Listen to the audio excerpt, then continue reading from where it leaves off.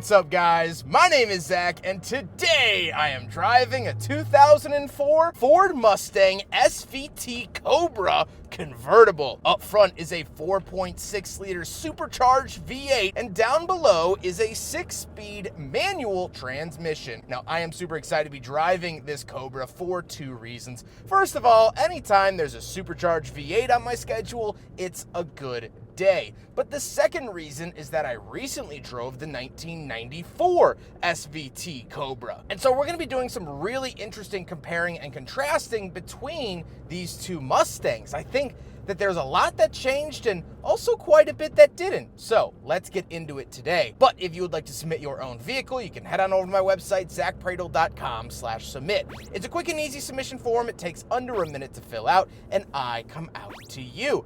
But let's get back to that 4.6 liter dual overhead cam V8 that has a supercharger strapped to it. Well, that's what made the SVT Cobra special from 2003 to 2004. They really upped the ante, offering the supercharged modular V8. It makes about 390 horsepower, and this is a completely stock SVT Cobra besides the exhaust, which the owner told me it is almost impossible to find a stock exhaust SVT Cobra because it was so quiet from the factory. No one wants that garbage, and so they swap it out. But give it a listen and see what you think.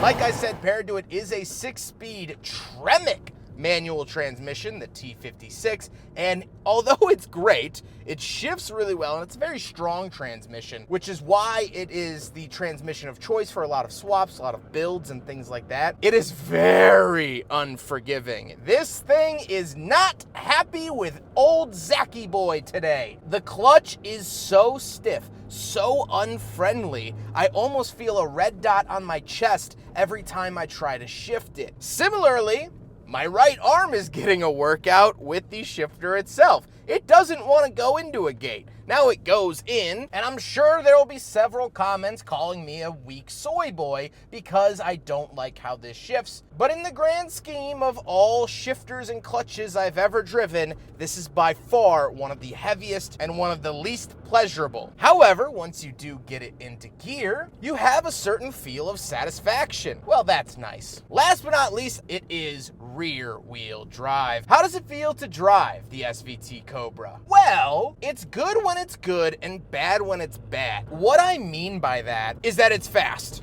It's quick in a straight line, it's brutal, and it's a brunt force. But this car does very little to help you out. There's barely any stability control, and packed on top of that, the convertible has less chassis rigidity than the hardtops. So essentially, I'm driving a bull-nosed supercharged V8 wet noodle with the surgical accuracy of a brick.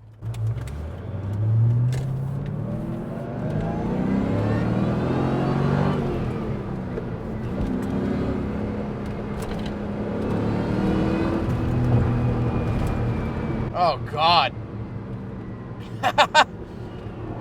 This thing does not like me. That's the biggest thing, is that it's just one of those cars that just feels angry to be even alive. And there's a lot of people that really like that feeling. They like working for it. They like the chase of it. But this car feels like an enemy and not an ally. That's why I love Japanese cars, because they feel like a friend. They do what you want them to do. This, you have to plead and beg for your life if you want to drive the SVT Cobra. And hopefully you catch it on a good day and it says, yes, you may live to see another pierogi, or live to see another day. I measure my life in pierogies. It's fine, whatever. With that stuff out of the way, let's talk about the interior. Well, in front of me, I have 6 gauges. Off to the left is my fuel, coolant temperature, and speedometer. And off to the right is my tachometer, boost pressure, and oil pressure. These are SVT specific gauges, which of course is lovely to see. The steering wheel has cruise control options on it, and I have my headlight switch off to the left. Moving on to the door, we do have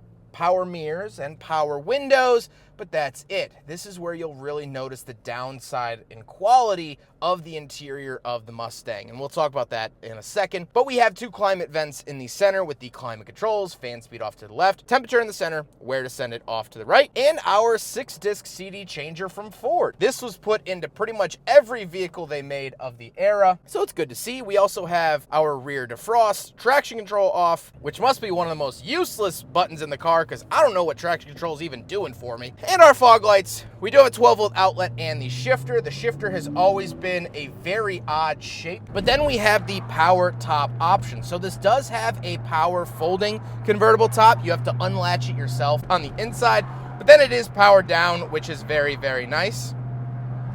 Handbrake and 2 cup holders, so we'll do a big freaking bottle test. And this car allows you to remove the cup holder liner, which actually gives it the ability to pass. Absolutely awesome. The seats are comfortable. They are a very 2000s Ford era feeling, which of course makes the utmost amount of sense. However, before we talk about the back seats, I do want to talk about the overall quality. So, Ford wasn't swimming in coins at this time, so they had to save money where they could, and Ford interiors really suffered in the early 2000s. In the 90s, they were actually okay. They weren't the best, but they were okay. They really went downhill in the 2000s, and of course then the financial crisis in 2008 didn't make things any better. But let's hop into the back and talk about the back seats. So luckily, since this is the convertible, I get to use the cheat code of having the roof down. So pull this forward. I'll go under the seatbelt. And here we are in the back. It's not great, but it'll do. And as the owner, John, said, it does have a great sense of occasion when you actually pull out the Mustang. Because he also has a Lincoln LS, and he says he uses the back seats of this more because people want to ride in the back of the convertible and go down Lakeshore Drive in Chicago and have fun. So, tossing your buddies in the back, going to the beach, it's going to be fine. Would I want to be back here driving across the country? Absolutely not, but luckily, as of now, that's not on the horizon for me, so I am worry-free. Let's hop into the trunk. There's a couple interesting things back there, and then we'll talk about the looks. I apologize for all the plane noise. We're directly in the flight path for O'Hare Airport. But once we are around the back of the SVT Cobra, we do have a trunk popper on the key fob. And come in here and pull it up. It is a decently heavy trunk.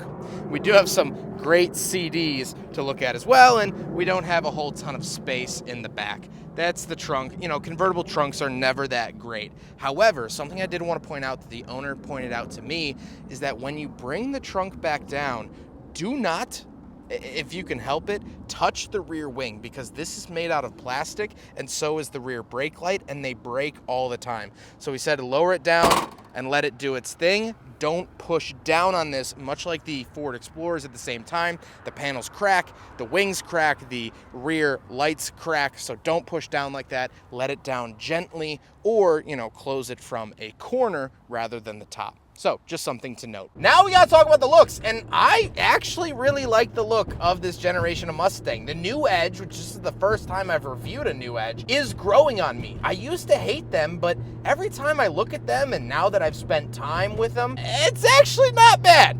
I actually kind of like the look of this, and of course, it has to be finished in red. Any Cobra, in my personal opinion, has to be finished in red. It's just the best color for it. And this was designed by the same guy who designed the Ford GT from 2005, so you can see some of those little accents throughout. With all of that being said, let's get on to my final thoughts. What do I think driving the Ford Mustang SVT Cobra from 2004? First of all, this has been a special experience. There weren't a whole lot of these made, and to drive one with only 60,000 miles on it is a real treat to show you guys here today. It's also cool to kind of compare and contrast the 94 to the 2004. What changed in 10 years? Well, like I said, the interior quality went down, but the drivability, or I guess just insanity of the drivability went up. Gone is the 4.9, technically 5.0, whatever engine. It was fine, it did the job, but this is something completely different. This is madness. This is crazy. This doesn't care if it hurts your feelings. This doesn't coddle you. And so upgrades were made and upgrades were had, this being the final year of the New Edge and final year of the SVT Cobra. But there is something nice to be driving this car and earn every single mile. That's hard to find with anything really past the 1980s, maybe 1990s. Because traction control started to become required and more prevalent and safety went up and sort of the numbing of cars happened throughout the late 2000s, at least broad scheme. Of course, there's always going to be outliers. This car really makes you earn it. If you want to get home to see your loved ones, you have to earn that right every single day. Now, you could drive it like a grandma and it's not going to snap your neck, but it's an SVT Cobra. You're not going to drive it like a grandma. Maybe a grandma who has 45 minutes to live and also is a war criminal, then yeah, drive it like that grandma. But this, you know what? I know this car is nicknamed the Terminator, which is a badass nickname, and was actually the internal name given to it, of which I also learned the SVT Focus's internal nickname was Piranha, which is sweet. But honestly, I can only label this car what my mom labeled me in 3rd grade. A piece of work. I hope you guys enjoyed the video. Huge thank you to John for letting me take out and review his SVT Cobra. What an amazing, amazing automobile. John has been great. We also reviewed his Lincoln LS earlier this year, so plenty of Ford products to thank John for here on the channel. But I hope you guys enjoyed the video. Don't forget to rate the video, comment on the video, subscribe if you really liked it, and I can now thank my lucky stars that I got this car back to John without putting it into a ditch or a tree. Take care, guys.